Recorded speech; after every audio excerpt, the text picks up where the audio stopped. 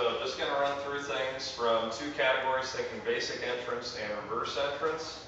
So basic entrance, you guys know this, going through on the floor. So you end up into that spot. When you're doing a reverse entrance, it's going to be anything where she's spinning to her left.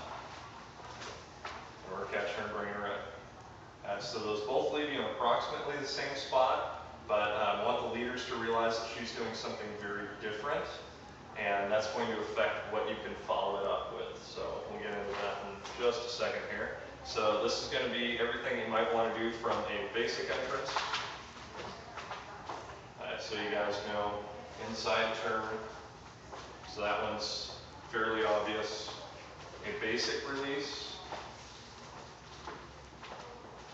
And then going into an outside release, so just lifting the hand up on the floor, the 5, 6, 7, and 8. Of course, also doing a double turn from there. Okay, 5, 6, 7, and 8. And from there, also behind the back hand change. And I know I'm switching back to my left hand, so it's a double hand change right there. You don't have to do that. You can leave yourself a handshake, but so that I can do another one afterwards. We go from here. There's also dropping this left hand, releasing grab, sliding down the arm, catching right to left. Then you have to worry about what comes from there. And let's see, make sure I don't forget much here. So behind the back and then come over the head afterwards. Then you get a double turn from behind the back. Then you can keep that spinning longer if you want to also. And come through 3 and 4. 5, 6, 7, and 8, straight into the 1. And let's see here. I think I forgot anything. You could release out to 2 hands, and then slide down the arm, just depending on what you want to transition to. This should give you a pretty broad spectrum already right there. And I brought up there being a different set of things for a reverse whip. Now, if you notice, she's already spinning in and kind of prepped to this side. It makes it uncomfortable, at least not preferable for her to turn inside afterwards. She's going to want to turn to her right, just naturally through her movement. So things that turn to the right are the basic release, outside turn, behind the back, double outside turn, anything turning that direction. So you can basically use the same list for reverse whips, just cutting out the inside turn exit because it doesn't feel really comfortable for her to change directions that quickly. So the entrances on the reverse half, you can think left to right. You go over the head and catch. If you're in right to right, that's where we do that. Feels like an inside throw, and then through to the catch. You can do that same thing from right to left. So these are just different varieties of the same thing. There's also using the right hand, whether you go over or under. I tend to go over because of height, obviously. Some people are more comfortable under. So right there, I'm scooping the elbow, sending her through that same turn to get to the same catch. And one that's an extra one coming from right to left. Instead of just releasing the hand, lift over and very gently, be kind to your partners if you try this, drop the hand over the head and catch her back. So you really want to practice that one slowly to make sure you get it down if you're really going to use it, because in real time, it's a pretty quick catch. So that works in reverse whip entrances. I'm trying to think if I missed anything on there. That covers most of them.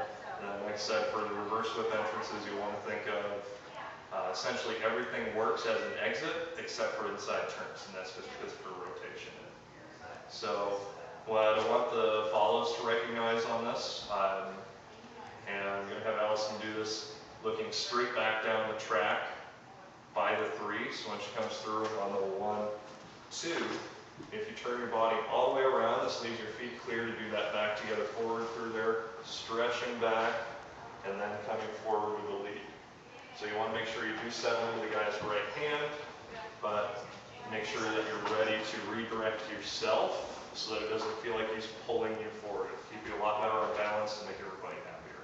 So on the reverse whip, what you want to get is once you get to this 3, rotating into the guy's right hand on your back. Depending on how much space you have, your feet may come together. You may need to place the foot slightly more back.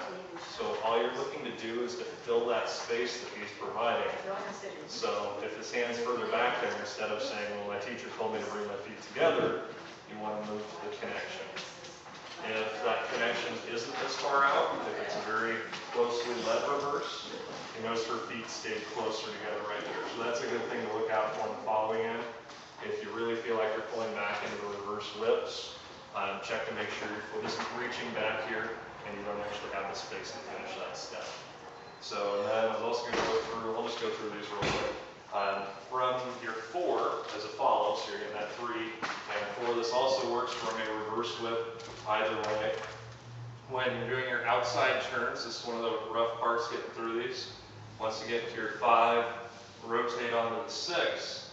We're working this in class, just doing a slow turnaround through the 7 and 8, not letting that right side draw back much so that we don't get a pull back on the connection. So if I do that toward the camera, we're here 6, so you might be turning outside, getting 7 and 8 all the way through. Now the really tough one is if you do anything that's a double turn coming through from the 6. If you're turning again, getting 7, keeping small footwork, and 8, digging in just with the ball of the foot, ready to push back the other way in the 1.